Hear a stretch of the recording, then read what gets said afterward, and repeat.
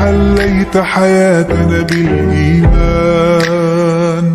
يا من بجمالك علمت الإحسان، يا من نورت قلوبنا بالقرآن،